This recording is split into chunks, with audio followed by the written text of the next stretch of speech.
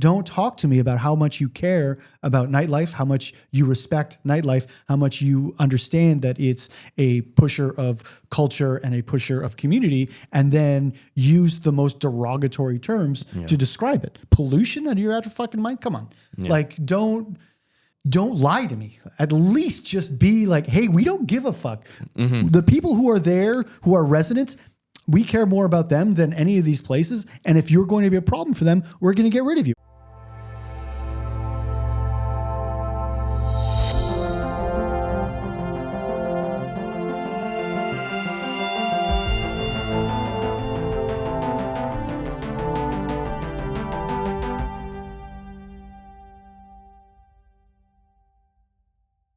Folks, Montreal is known as the cultural capital of Canada, and we have some cultural policy news.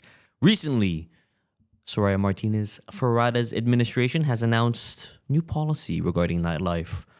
They are rolling out what has been slowly in the works for the last few months. It's a plan for special nightlife hubs. They've released a list of some venues and some areas of the city that will now receive a special designation as a nightlife hub. And these places will be able to keep the party going past regular hours. In the past, places have had to close at 3 a.m. Most places in Montreal, I will say, still have to close at 3 a.m. But there's going to be a few places that will be allowed to open later. A lot of people are very happy about the news, and a lot of people have been working very hard, diligently over the last few years, trying to push this policy ahead.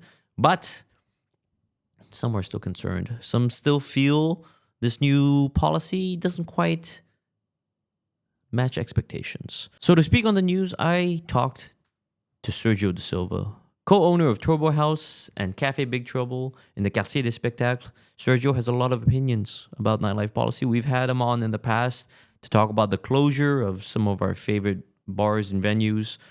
He joins us again to talk about this recent news. Here's the conversation. Hello, everyone. Guess who's back? It's your favorite. You know, sometimes on this show, in the comments, people are always commenting about my septum piercing. I'm like, I got someone who's like a few levels above me now. Got the head tattoos. I'll just wear a hat so you can still make fun of culture. Yeah, but look up the previous episodes. That's a good plug for previous episodes. Anyways, my name is Kalden Dhatsenpa. You are enjoying Local 514. Today's guest, a recurring one, fan favorite, I would say, Sergio Da Silva. Hello. A small business owner. I am. Music lover, former punk or current punk. I don't know what it takes to be a punk anymore, so I'd say punk adjacent. Punk adjacent. Punk adjacent. Disgraced politician, as it says on his bio. Sergio ran for the last municipal elections in Saint Jacques, and he unfortunately did not win, but he still has many opinions about nightlife policy, which is what you're here to talk about today. Yes, hello. How are you? Oh, I'm excited. I'm excited to talk about it. Like, every time they sort of like throw the carpet out for people to be like, look at what we're doing, it's always kind of like the same thing. Yeah. And it's good to sort of like reflect on what it is they're actually talking about, because it seems like they don't really ask anybody who knows what they're talking about. Yeah. I mean, you look at the people sort of involved in these like round tables, you know, and it's like, for the most part, it's just whatever, like people from like merchants associations, the kind of like middle managers, restaurant owners, you know, who I think are, of course, like I think contribute to culture in the city, right? Sure. But it is a very specific vision of culture, right? We can get right into that. But I mean, so you start off by talking about when they roll out the news. So the recent news that they're rolling out is people are excited about it. Some people are, at least when they do those little like vox pops in the street. But now there's a list of venues and bars in Montreal, as well as some hubs that get this nice little designation. I believe they're going to get a little sticker on the window or something that says this place is officially allowed to be open later than other places. So no longer will these places have to close at 3 a.m. They will be able to be open past that and still serve alcohol, keep the party going. Some people seem happy. What's your take on this? I mean, for a lot of people, they should be very excited. There's people who've been fighting for this in the city for late night hours where they can still sell alcohol. And for them, I'm super fucking stoked. And, you know, I expect them to take this opportunity, run with it, and really add something to the sort of tapestry of nightlife in Montreal. But for the average sort of like bar or restaurant, it's fucking irrelevant. It doesn't change anything. Like if you speak to anybody who's been running bars post-pandemic, you'll see one of the biggest problems is people don't stay at bars that late anymore. You'll see many bars that used to be, from 11 till 3, which used to be your prime hours, are now like people are catching the last metro home. They don't want to spend that extra $25-$30 on a cab or an Uber. And like, as the cost of living goes up, you see these small changes start to happen. So the idea of having to find a reason to keep people in your bar till 5, 6 a.m. when there are still, noise laws on the books, not only provincially and not only in the municipality, but also provincially, but also sort of like paying and asking your staff to stay these extended hours, it becomes a bit of why are we doing this? Right. If there's no one's gonna be at the bar past a certain time, it's like it kind of becomes a much harder to keep staff on. For sure. And it's just like this flashy thing where you could say like, we're doing this thing that you can see. It immediately shows that like we've done a thing because it has an immediate sort of like impact, not even impact, but like you said it, now it's happening and you can see that it's happening. Whereas if you sort of give money or if you change some of the laws to make it more appealing for bars to be able to operate, that's not something that you can sort of like put it on a big sign or make a headline about. So what do you think are the big shortcomings of this, right? Like I think we're able to say that, we have to give the sort of new policy, it's like laurels, that there's clearly benefits that some bars now have this access to this kind of, I guess, less restriction, right, around time, and that these places might be given the opportunity to flourish. But I'm kind of curious where you think this kind of policy is really falls short, where it falls short. I mean, again, the biggest takeaway should be that for some people, this will actually 100% work. And I'm very fucking stoked that they're going to get this opportunity. But where it can fall short and where I think it would always kind of fall short is that you're putting all these things in places without the protections in place for places that are already there, the people who are already there, right? If you're making nightlife hubs, right? A lot of people are renting the spaces that they have. So now the landlord, since there's absolutely no commercial rent protection, the landlord has another reason to jack up the rent. Right. You can be here and open till 6 o'clock in the morning. That is a premium now that I can charge on your space, which again creates more monetary barriers between people who want to get into this industry, who are younger, who have less means, who maybe, have for any other reason can't get into these spaces. This is just another financial hurdle where, again, the people who are taking the risks, doing the work, providing culture for people take, all the onus is on them for it to work, while the people who just sort of sit back and collect the money don't give a shit because like, hey, I'm on Saint Laurent between this and this, and it's a cultural zone. You could be open till 5. Your rent just went up $5,000. Suck my ass. Yeah. Because I guess what you're saying is, it sounds like this kind of zoning kind of creates a bit of exclusivity right now for some developers, some landlords, right? Who can now flaunt that. Hey, actually, no, guess what? We're now in this exclusive zone. Nowhere else in the city has this, and now the rent's going to go up because of that. And there's no protections. Again, I'm never opposed to like new cool things coming into your neighborhoods, new different forms of social infrastructure, new businesses coming into neighborhoods. That's always, if the proper protections are in place for the residents of that neighborhood, that's always going to be good. But when you let people just sort of get into these areas and you don't have proper rent protections, you don't have proper eviction protections, if you don't have anything to protect the people who are already there, then obviously people get pushed out because you're putting desirable things in these neighborhoods and people are like, well, I can jack the rent, go fuck yourself. And that's how gentrification happens. It's like gentrification 101. Right. Do you think gentrification is a concern of the current administration? I don't think they give a shit about a goddamn thing. You see like 2 more homeless people died yesterday. Mayor Ferrada is going to get back on TV, cry some crocodile tears while she says there's nothing she can do about this particular thing. It was like, okay, then don't go out there and try to get elected on people on sort of reforming how we deal with the homeless crisis in the city.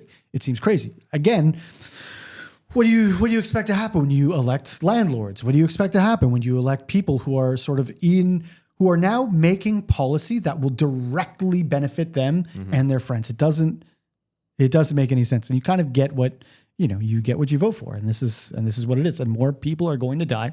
And it breaks my fucking heart, but like, that's what's going to happen. This will continue to happen because, again, I don't think they really care about these people. Mm-hmm. So you think it's like this kind of nightlife policy we're seeing? It's sort of, as I understand it, it's like from this party of like, let's say landlords, corporatists, and they're kind of pushing forward their own kind of vision of culture and nightlife policy that benefits certain landlords, certain zones. Well, you could even see it in the way that they describe it on their own website. If you go to the Ville Montréal website, you'll see where they're talking about cohabitation and way to describe, music and the sounds coming out of these venues is like noise pollution. It's like right there. It's right there in black and white. Noise pollution. I mean, don't talk to me about how much you care about nightlife, how much you respect nightlife, how much you understand that it's a pusher of culture and a pusher of community, and then use the most derogatory terms to describe it. Pollution? And you're out of fucking mind? Come on.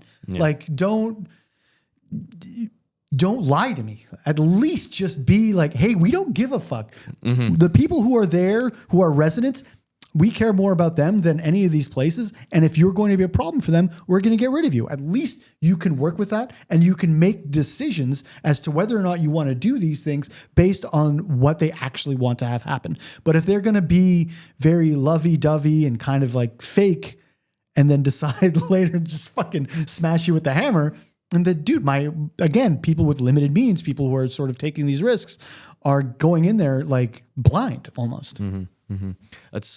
I think I really like that you pointed out the kind of language and tone of some of these things, right? Because I think the last few days I was kind of looking through the different documents and stuff they've released. I remember there's one specific website where they're announcing the Nuit Montréal, like all this kind of the newest wave of like nightlife policy that came out of these roundtable discussions.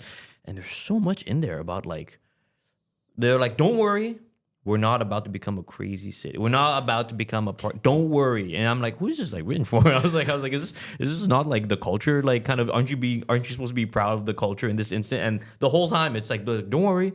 We're not going to become a 24-hour city. It's going to be, we're going to respect our neighbors. Don't worry about it. And I think you can kind of see that, like, I don't know what to call it, like some kind of curmudgeonly, like suburban attitude towards culture, I guess. In that, the respect only goes one way. Yeah. The respect only goes towards the people who need to get, people who have moved into neighborhoods and have liked the idea of being in proximity to things, and then realize being in proximity to things makes things a bit active. There are people there. They're going to be talking. They're going to be screaming. They're going to be shouting. It's like you're speaking out both sides of your mouth. And for me, one of the biggest things, and I know it's going to be a tough sell and nobody's going to buy what I'm putting down here, is that you just got to not care. At a certain point, like... As a resident coming into these areas. That's what it is. Either like... And also as an administrator, you have to be like, oh, you move next to a bar?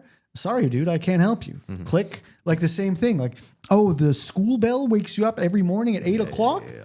I don't know what to tell you. Don't move next to a school. Oh, you found a fork in the kitchen? That's it. Like, oh, a fire truck went by your thing. You move next to the train tracks and it's a bit loud. You're near the airport. There's planes. Buddy, I don't know. Fucking just use a fucking laser. Get it in the pilot's eyes. Do not do that. That is illegal. But I don't know what answer you want from me. And that has to be what the attitude is. Like, you've made a choice.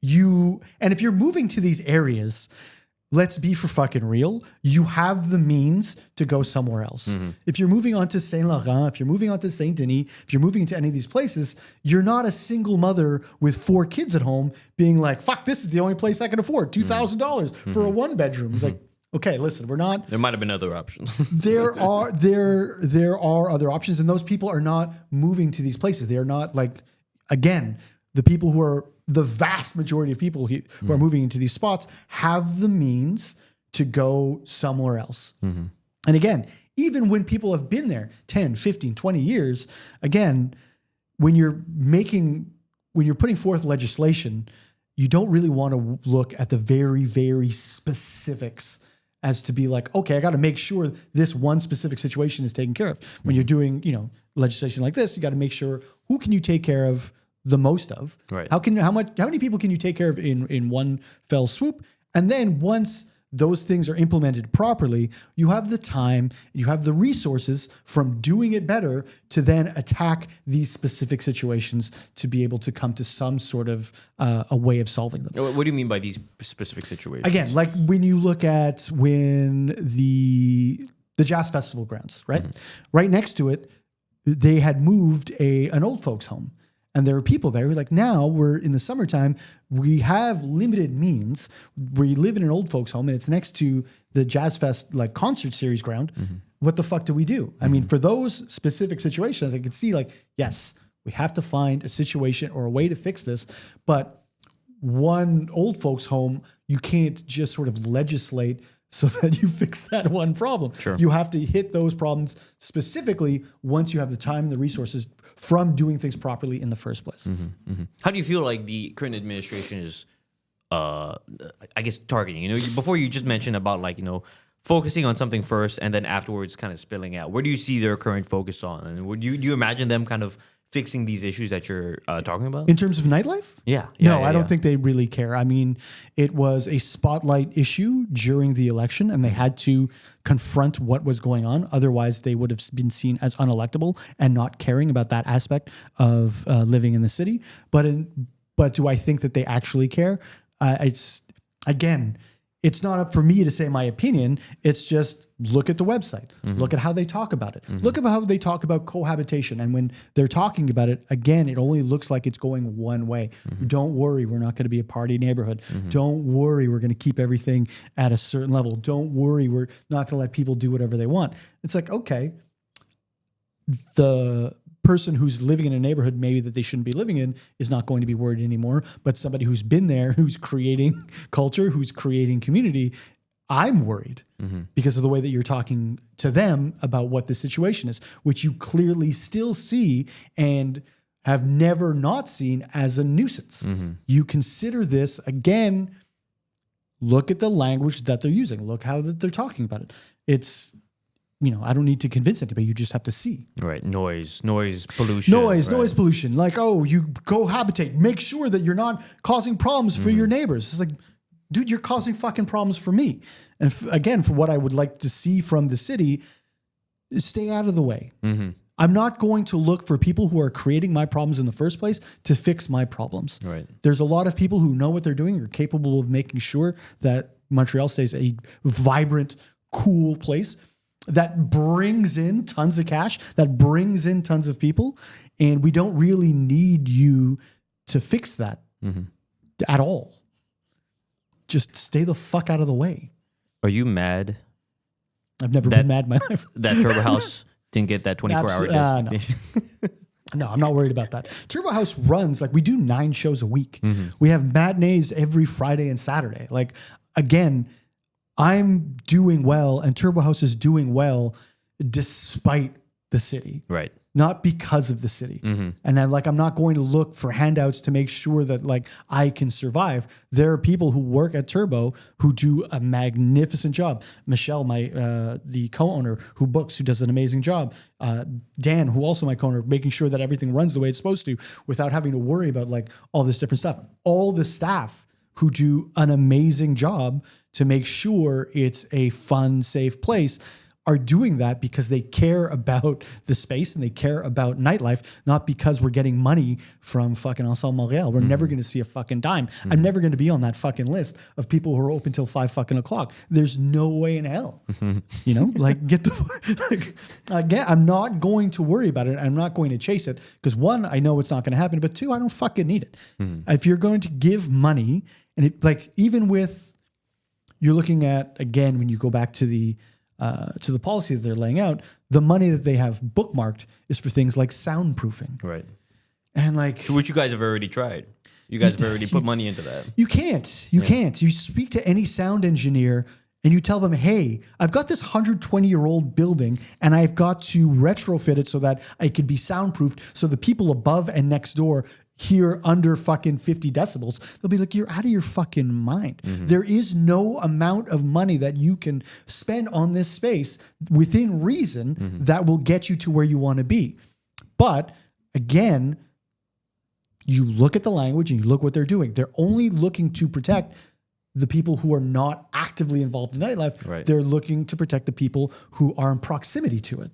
That's what it tells me when they're saying that they're going to spend money on soundproofing.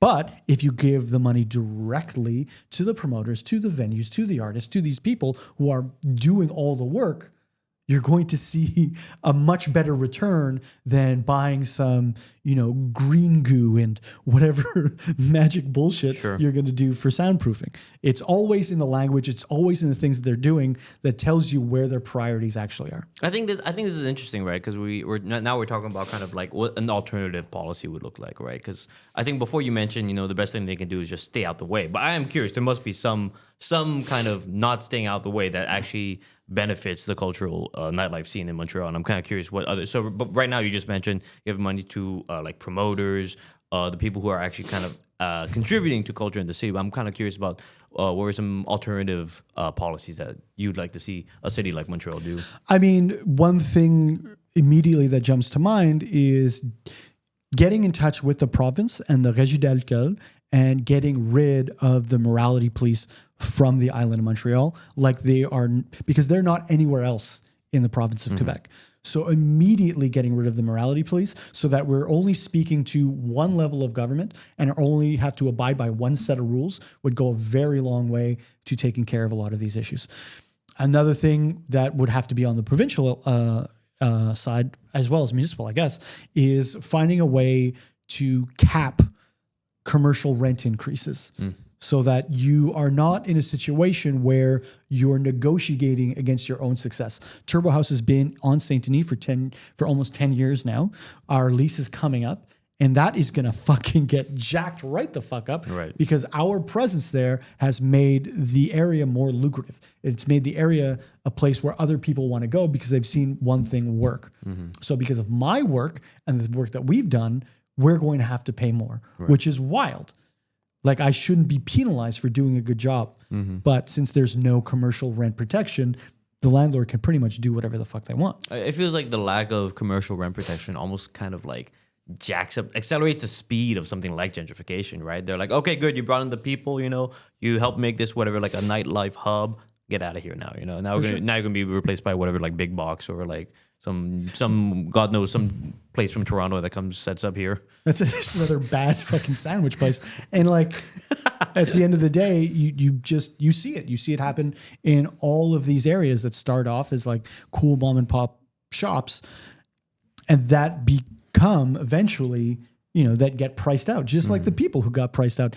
And like the biggest takeaway again should always be that there should be these protections both for the, first and foremost for the residents, but also for the small commercial businesses that are there. Like you can't just throw a bunch of things into a neighborhood without the infrastructure to make sure that everybody's going to be protected. No, I really like that angle you took about sort of this something that's integral to nightlife policy, as you were saying, is just the cost of living, right? It's like if people don't have the means to actually spend money to stay out, then they're not going to do it, right? That's something that has like the cost of living crisis has these downstream effects on something like nightlife. Oh, for sure. Which I think is so interesting. I guess where we're at right now in like the last few years of sort of like this like nightlife conversation, right? It being a spotlight. I'm kind of curious what do you see any improvement in the long term? Like since you've like in the 10 years of Turbo House, like what at the current moment right now, what's the story? What chapter are we in? I mean, at this point, do I see any improvement in general to the nightlife scene in Montreal? Always. There's always cool people who are doing cool things and who are pushing the boundaries of, what music, art, food, all that stuff. It's always going to happen, but it becomes increasingly harder to find. Whereas, you used to be able to go to see shows at a myriad of different venues. Now people are like, one, it's fucking unaffordable to play in a venue. Two, it's unaffordable for people to come watch things at a venue. So three, we're going to go fucking play shows under a goddamn bridge. Right. And that's inherently where everything shifts. Eventually, that's how neighborhoods become cool and whatever, because they become affordable places to perform and make art. And, which is fine and good and for those artists and whatever. But we do not live in a city that offers the protections to those people who are living in these neighborhoods, and they eventually just become gentrified like everywhere else. So I think it is cool. It's going to remain cool. It always will be cool, despite everything else. Right. But, we have to fight for that. Like, it can't just be a thing that we take for granted. And, they stop doing shows at that one place that everybody knows about that I won't say here in case, but they stopped doing shows there because, the fucking, the police came in, you can't do it anymore. It's like, okay, but like, we're in the middle of fucking nowhere.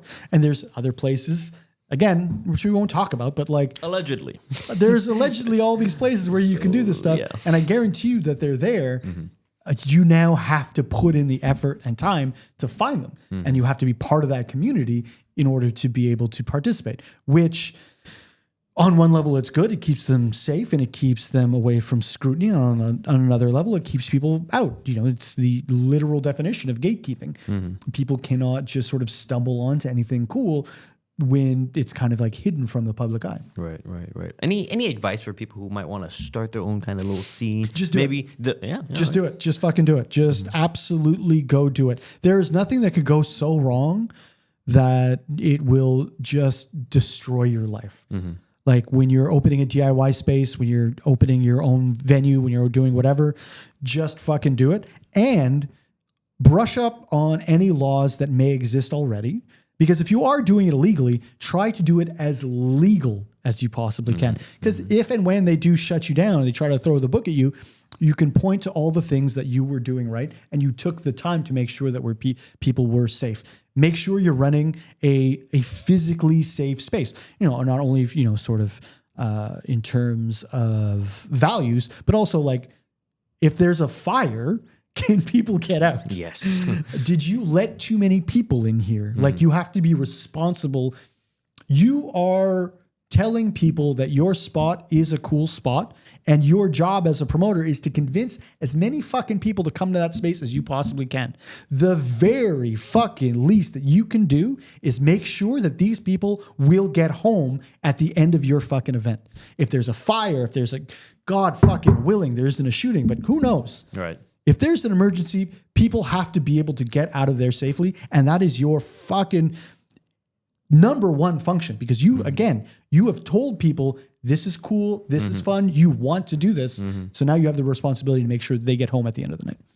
Coolness persists. I believe that's the takeaway from this conversation, as well as the effects of gentrification and the housing crisis, cost of living crisis, and its downstream effects on things like culture and nightlife. So I feel like what I'm understanding is like they're gonna throw these kinds of announcements about nightlife policy, and some of them, of course, are good and are exciting, and I think a lot of people have been fighting for them, right? And for these policies, and it's important to recognize that, but always be a little suspicious. There's always something afoot. You should always be suspicious. You should always be sort of like hyper aware, but like you should be aware of how the language that they're using and where they're putting their money. Because, the old saying is you put your money where your mouth is. And if they're putting money instead of at the artists and at the venues and at the promoters, and they're giving it to people to, again, do soundproofing, it shows you where their priorities are. And a lot of this stuff, again, keep saying again, but in my head, I've had this conversation with myself and so many people so many times, like it feels like never ending. But of course, when you're looking at where the money is going, and this goes for all things, and this is what a lot of people are asking for, is you don't always make it a project-based situation, especially for people who are doing real work.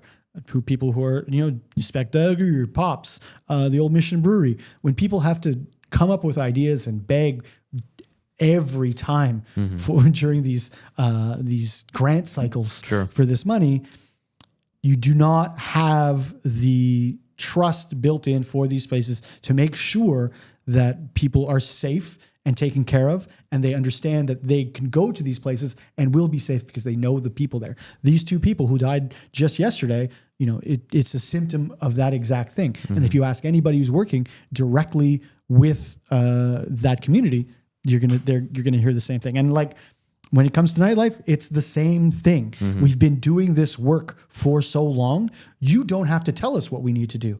Just give us the money. Put the money, please. Money in the bag. And then let us do what we know how to do. Right. Like, I don't need you to put in every single fucking footnote to make sure that I hit ideas that you want me to hit. Because your ideas are bad. Your ideas are shit. Let me do the work. I've already been doing it. I'm a fucking professional nightlife guy. Look at me, a pro at everything nightlife. So just like, I don't need your fucking help. So this is, you're kind of speaking to the issues, I guess, behind these kinds of cycles of grants, right? And like how it's not like, I guess it's not, what would you use the word? Stable? It's not like... No, you can't. How are you supposed to make a decision on what you want to do and what your next moves are if you don't know that this money is going to be coming in? And where you really will see that are people who are on the front lines fighting, the homelessness epidemic, who are dealing with the housing crisis. And you'll see that like there is this massive turnover because the money is never fucking guaranteed. Give them the money, please, and make it consistent so that you can have consistent work. Like, it's business 101. I'm going to put my fucking business hat on right now. Staff retention. Anywhere you go, staff retention. That goes for restaurants the same way it goes for fucking people who are at Spec de Rue, people who are at fucking the Pops, people who are at the fucking Old Mission Brewery. Staff retention. When people know what the job is and they know the people around them, they will do a better job with less money. So you think it's, instead of like project funding, it's like institutional support? Institutional support. Make sure that the people who are doing the work are getting the things that they need. And you, like, during the election, when I was speaking to all these people, they all had very fucking almost the same thing. Just like, as I'm saying, give me the money and get out of the way. Right. Give me the support that I need and make sure the things that we're asking for get done. If I have to, every fucking 6 months, I've got to pay somebody on staff who are taking now some of those funds to write a grant. Not that there's anything wrong with these people, but like, it's a very important job. But of course, it takes time away from the main time thing. and resources from all this stuff. So like, let's get our head out of our asses here. Yeah, like come on. I don't have to go to jail again. Let's hope he doesn't go to jail. And if he does, we'll be the first to report on it. We'll be there doing live coverage, I guess, from the jail cell. But that's not going to happen. Ladies and gentlemen, Sergio Da Silva, co-owner of Turbo House. Cafe Big Trouble. Cafe Big Trouble as well. How could we forget? Shout out Connor, who works at Cafe Big Trouble. Connor! Pointing right at you. My name is Kalden Dhatsenpa. This was a little episode, a conversation on nightlife policy, as well as, some other things. Some other issues that I think affect nightlife policy, but just kind of spill onto other sectors of life as well. So thank you very much for coming on the show. Thanks for having me. I'll be here anytime. It's 4 floors up. Not so bad. 4 floors up. Don't tell them. We're not trying to make it so scary. Anyways, take care, folks.